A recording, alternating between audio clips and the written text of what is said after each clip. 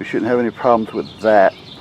I'm thinking about it, not sure, just put another brace behind this piece, just, you know, a piece of angle iron up underneath and weld it from behind, just to give it a little bit more strength. But I'm going to see what happens because it looks tight enough.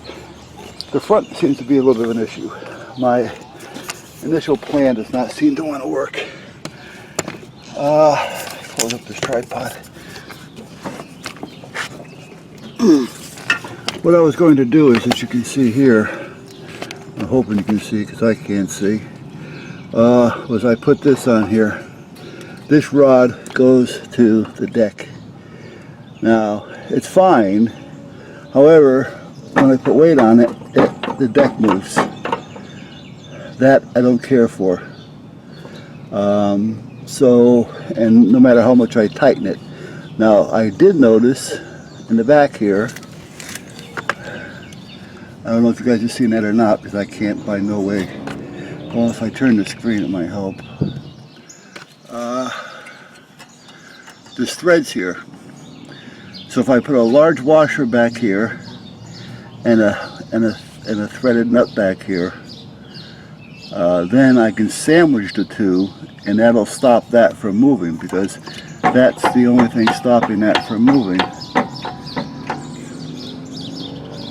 And I don't really think that it has to move. I'm going to have to lower the deck and raise the deck a few times, because again, I don't want to put a nut on that and lock this in to find out that it has to move.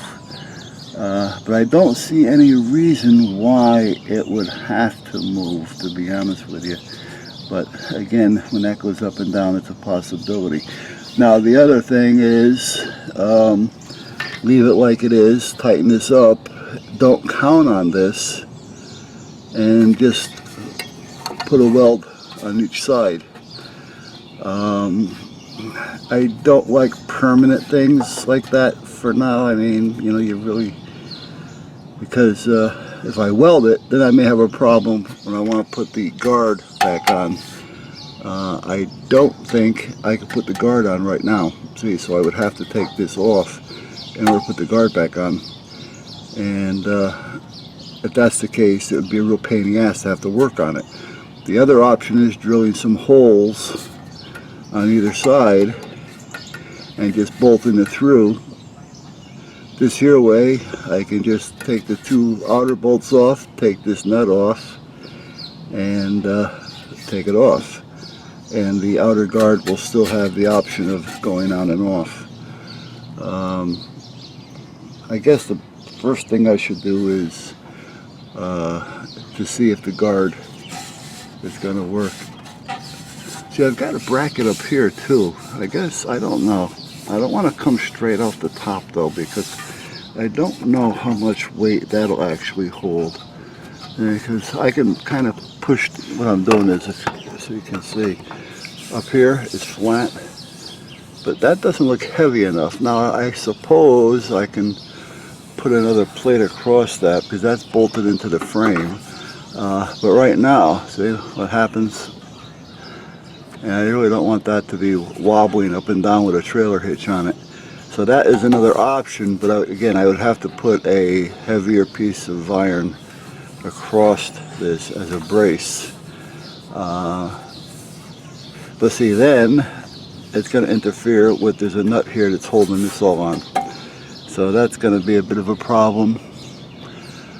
Yeah, well, I was just thinking though. This thing is made to have a plow put on it. So I've got holes on both sides on the frame. Maybe I can just come off with a large angle iron bumper and take it from there. I should have thought that out first, but I actually thought this was going to work. You know, and it would probably work, but I just don't like putting that kind of stress on everything. I mean, you're not going to be cutting the lawn and towing a lock splitter or a trailer around with you while you're cutting. So would it interfere or wouldn't it not? I don't know. And again, not knowing exactly how this works behind here. Well, let me take it off. Let me do that. Hold on. Alright, so anyway, now it's got the guard back on the exhaust. And as you can see, there's no way that I would be able to get that on and off with that in place, even if I did.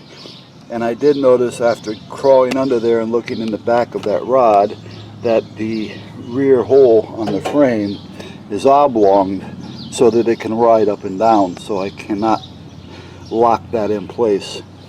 So the best place for me to do anything is come off the front frame on each side and come out, and we shouldn't have any problems. So that's what I'm going to do. So let me go back in, get the welder fired up. I'll probably nut and bolt everything into place first, and then, alright, so far. I drilled out some holes in the plate that I had, which was okay. Again, because the weight's this way, so I don't have to worry about it. It'll take a lot more weight this way than it would if it was flat. So we're all set there.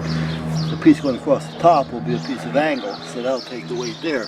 So I did both sides, and I actually bolted it in. I drilled the holes out and bolted it into where the plow or snowblower attachment would go onto. So that's where we're at there. Alright, it's done. There's the front one. Fits on there nice and nicely. All welded and bolted in place. And there's the back one. Now the front one, all you gotta do is take the bolts off. I've only got to bolt it to the frame. However, the front piece is welded to the extensions coming out. Well, thanks to old Rusty, the old Rusty glove box with his little water and salt and charger, I am going to attempt, just for the heck of it. This is the old Glock 40.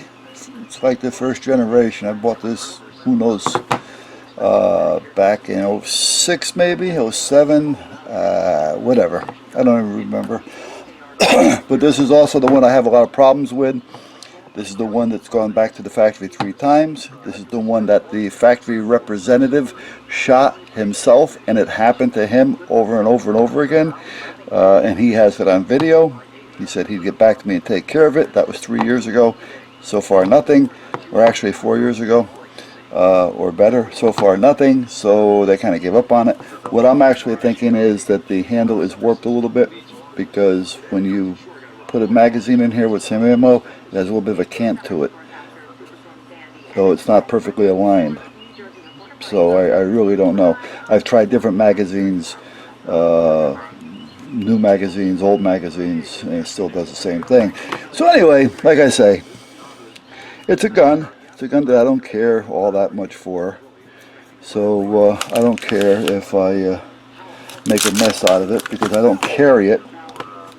Sometimes I'll take it, well, I always take it with me to the range when I'm doing classes, because I want the students to at least see what one is all about, because they're hearing about them all the time. And if I feel that they're qualified to fire a 40, I will let them do so with this one.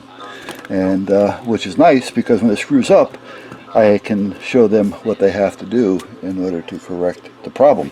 But anyway, that's another story. I don't know if you can see it here, but I got the buzz. I still have to put the 2 little, what you call it, islands in the B.